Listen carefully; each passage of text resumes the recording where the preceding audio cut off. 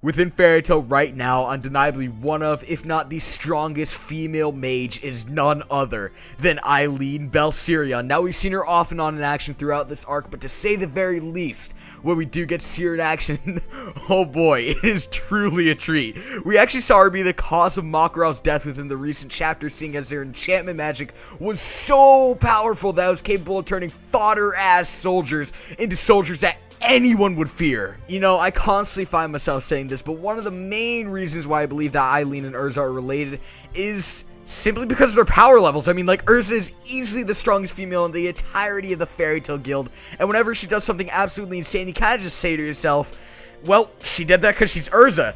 And in a way, I kind of see it the same way for Eileen. Like, when she gave the soldiers just huge power boosts, I kind of said to myself, well, she did that because she's Eileen.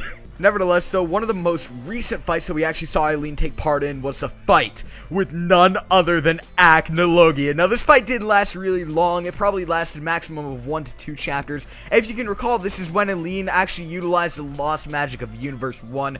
And let's be honest here, as strong as Eileen is, you have to agree with the fact that Acnologia would have torn her to shreds if he got his hand on her. Like, the power levels just differ way too much from each other. Eileen would have been a goner. With the use of Universe 1, though, we actually haven't seen any trace of Acnologia whatsoever, and it's been roughly 15 chapters now. We have seen nothing from one of the main antagonists of this arc, so this makes me question, where exactly is Acnologia? Like, however, although we have no clue where Acnologia is at this current point in time, there's no way to argue the fact, or argue against the fact, excuse me, that he is going to make a reappearance very, very soon.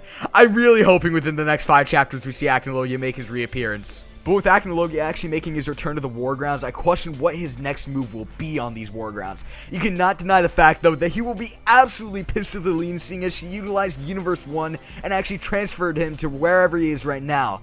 Like, I could honestly see Eileen actually being on Acnologia's hit list now, along with the remaining Dragon Slayers once he returns. So, in the instance that Acnologia does make his return to the battlefield soon, we have to question who he will go after first.